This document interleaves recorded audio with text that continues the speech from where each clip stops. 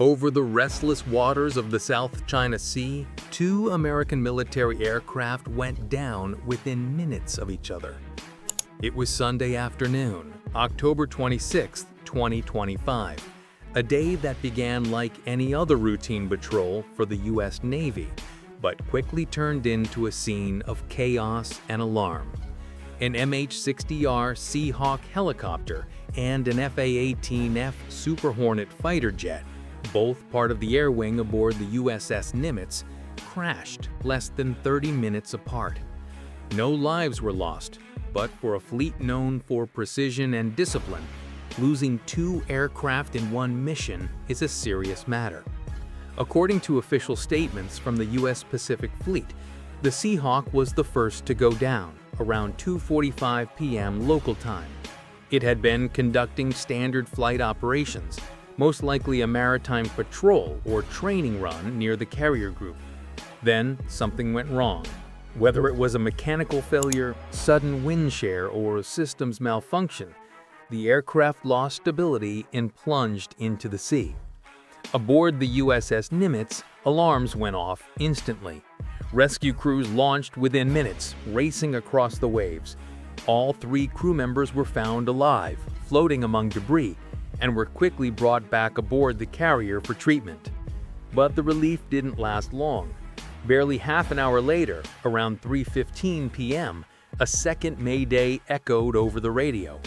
An A-18F Super Hornet from Strike Fighter Squadron VFA-22 Fighting Redcocks had also gone down in the same operational area.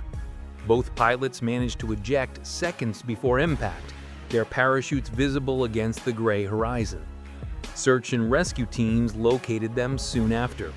All 5 personnel from both crashes were safe and later reported in stable condition. 2 crashes, 1 carrier, less than an hour apart. Even for a Navy that operates daily in the world's toughest environments, this was exceptional. While the Navy has not yet revealed the cause, investigators are treating the incidents as separate but possibly related. According to Defense News, the most common triggers for multiple aviation mishaps in a short span often include environmental conditions, maintenance issues, or systemic communication failures between deck crews and pilots. The MH-60R Seahawk, built by Lockheed Martin and Sikorsky, isn't just a simple helicopter. It's a flying sensor platform designed to hunt submarines, detect surface ships, and perform rescue operations in all weather. Equipped with radar, sonar buoys, and lightweight torpedoes, the Seahawk acts as the fleet's eyes and ears. Its crews are trained to fly low over choppy waters, using advanced navigation systems to hold steady even in strong winds. Losing one in fair weather raises technical questions that investigators will spend months answering. The A-18F Super Hornet is a 2-seat, twin-engine strike fighter built by Boeing. It serves as the backbone of the Navy's carrier aviation, capable of air combat, deep strike missions, and precision bombing. Each aircraft costs tens of millions of dollars and carries some of the most advanced avionics in the world. The pilots of the Fighting Redcock Squadron are among the most experienced in naval aviation. That's why 2 aircraft from the same carrier going down in one afternoon is more than coincidence. It's a warning signal. Investigators from the Naval Safety Center were immediately dispatched to gather flight data, black box recordings, and maintenance logs. On the USS Nimitz, engineers checked the catapults, arresting wires, and communication networks. Every piece of equipment related to flight operations was examined for faults. The war zone reported that even subtle power fluctuations or radar interference can cause avionics to misread altitude or speed, critical errors when flying low over the sea. Carrier flight operations are already among the most dangerous in modern aviation. Planes take off from a deck no longer than a football field, on a ship that's constantly pitching with the waves. Landing is even harder. Pilots must align precisely with a moving target while fighting crosswinds and sea spray. Each takeoff and landing involves dozens of people, launch officers, signal handlers, and engineers below deck. If even one system fails or one person misreads a signal, the result can be catastrophic. The USS Nimitz isn't an ordinary ship. Commissioned in 1975, it's the oldest operational aircraft carrier in the U.S. fleet, still leading Carrier Strike Group 11 across the Indo-Pacific. At full strength, it carries around 60 aircraft and more than 5,000 personnel. Despite its age, the ship has undergone multiple upgrades, new radar, flight deck systems, and combat suites. But every extra year of service means added wear, and every deployment stretches both machines and humans to their limits. The crashes also happened in one of the world's most politically sensitive regions. The South China Sea has been a flashpoint for years, claimed almost entirely by China under its 9-dash line, a claim rejected by international law. The United States has long carried out freedom of navigation operations, sailing and flying through the area to challenge excessive maritime claims.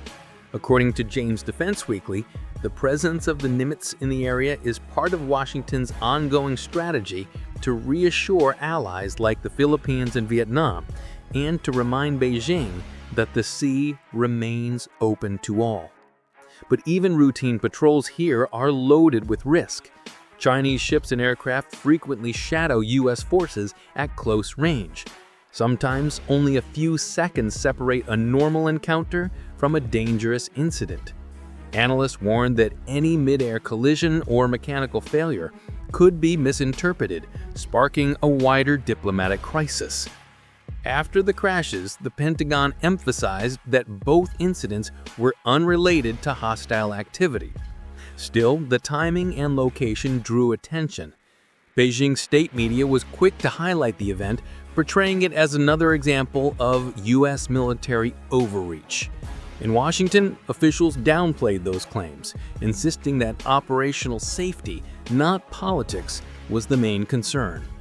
For the families of the crews, the only thing that mattered is that everyone came home alive. The Navy's next steps are clear: find out why it happened and prevent it from happening again. Every recovered part, engine fragments, control modules, or broken rotors will be analyzed at specialized labs in the U.S. The goal is to piece together the final seconds before both aircraft hit the water. Past investigations into similar incidents have revealed surprising causes: sensor failures, faulty update software, and even electromagnetic interference from nearby radar ships. Meanwhile, life on board the USS Nimitz continues. Flights have resumed, but with extra caution. Pilots perform pre-flight checks with more scrutiny, and maintenance crews double inspect every system. There's an unspoken rule at sea: the mission doesn't stop, even after tragedy. Those who fly know that every flight carries risk, but they also know the world depends on their presence in those endless skies. In the grander view, the twin crashes serve as a reminder of how demanding naval aviation truly is. Technology can minimize danger, but never erase it. Even with the best training, modern machines, and perfect teamwork, the ocean remains unpredictable, a force that humbles even superpowers. As Aviation Week noted, in carrier operations, risk is not an exception, it's the cost of maintaining readiness. For the U.S. Navy, the lesson from October 26th is simple but sobering: vigilance never ends. Every flight over the sea is a test of trust in machines, in each other, and in the mission itself. And though 2 aircraft were lost, the spirit of the crews endures. They will repair, retrain, and fly again, because that is what naval aviators do. The ocean gives no mercy.